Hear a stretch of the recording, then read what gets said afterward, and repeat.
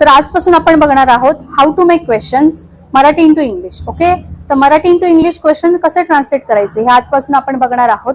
तर मागील व्हिडिओजमध्ये मी तुम्हाला वाक्यरचना शिकवलेली आहे. टोटल 12 टेन्स मध्ये वाक्यरचना शिकवलेली आहेत मराठी इंटू इंग्लिश.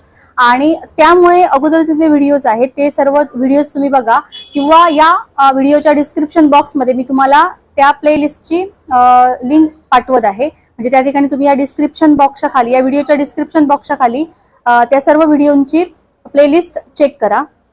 तर आपण काय बघणार आहोत बघा, how to make questions Marathi into English, वाक्यांची प्रश्नांची रचना कशी करायची हे बघणार आहोत.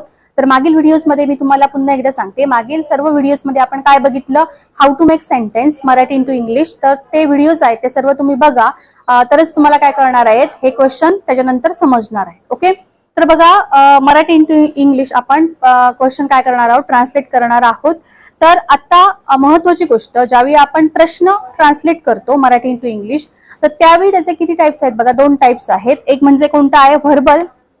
Okay, verbal question. आणि दुसरा कोणता आहे, WH क्वेश्चन. कोणते दोन प्रकार आहेत बघा, एक म्हणजे व्हर्बल क्वेश्चन आणि दुसरा म्हणजे काय आहे, WH क्वेश्चन. आता लक्ष द्या जरा, व्हर्बल क्वेश्चन. तर व्हर्बल क्वेश्चन कशाला बोलतात, व्हर्बल क्वेश्चन कशाला बोलतात, तर ज्या प्रश्नाच्या उत्तराची सुरुवात येस किंवा नो ने होते. ओके, ज्या प्रश्नाच्या उत्तराची सुरुवात येस, होय किंवा नाही ने होते, येस किंवा नो ने होते, त्यावेळी त्याला आपण काय बोलतो, व्हर्बल क्वेश्चन असं बोलतो. ओके, किंवा दुसरं आयडेंटिफाय साठी लक्षात घ्या, त्या ज्या प्रश्नाच्या शेवटी का येतो. ओके, मग मी तुम्हाला काही एक्झाम्पल देते बघा, लाईक ती परीक्षा देते का. ओके, वाक्याच्या शेवटी काय आलं बघा, प्रश्नाच्या शेवटी कोणता शब्द आला, का. ती परीक्षा देते का. ओके, तो घरी जातो का, ती उत्तर देणार का, ती माझ्याशी बोलत आहे का. बघा, वाक्याच्या शेवटी का आला आणि त्या प्रश्नाचं उत्तर तुम्ही कसं देणार. आता फॉर एक्झाम्पल, ती तुझ्याशी बोलते का, मग असं उत्तर देणार, हो ती तुझ्याशी बोलते, किंवा हो ती तुझ्याशी बोलत नाही, किंवा ते क्रिकेट खेळत आहेत का.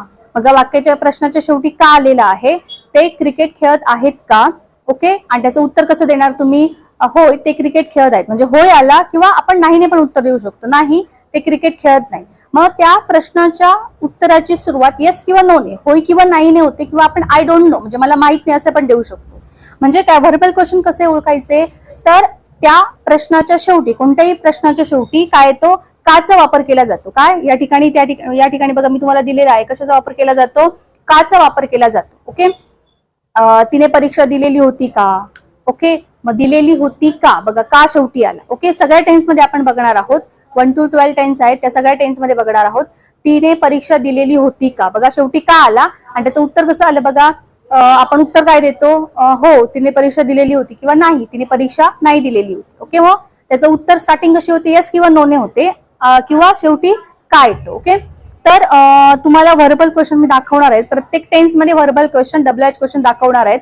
पण तुम्हाला अगोदर प्रश्न तयार करताना हे समजलं पाहिजे, व्हर्बल आणि WH क्वेश्चन, व्हर्बल क्वेश्चन कसे ओळखायचे, WH क्वेश्चन कसे ओळखायचे. ओके, तर व्हर्बल क्वेश्चन कसे ओळखायचे बघा, ज्या प्रश्नाच्या उत्तराची सुरुवात येस किंवा नो ने होते, किंवा दुसऱ्या प्रकारे तुम्ही शेवटी काचा वापर केला जातो. ओके, मी तुम्हाला एक्झाम्पल्स पण सांगितलेली आहे.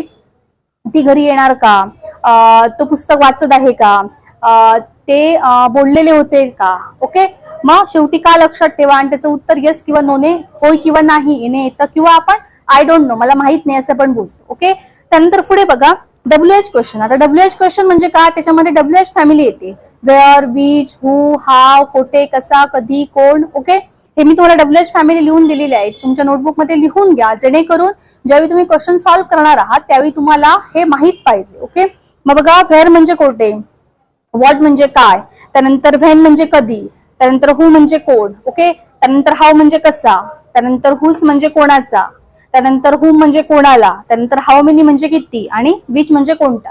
हे सर्व तुम्ही काय करा, तुमच्या नोटबुक मध्ये लिहून घ्या, जेणेकरून ज्यावेळी तुम्ही क्वेश्चन सॉल्व्ह करणार आहात त्यावेळी तुम्हाला त्याचा वापर करता आला पाहिजे. Okay, verbal question and WH question. Okay, verbal question and WH question हे समजून घ्या. आपण आता पहिला टेन्स आहे, आपण सिंपल प्रेझेंट टेन्स, साध्या वर्तमान काळामध्ये पहिल्यांदा आपण सिंपल क्वेश्चन बघणार आहोत. ओके.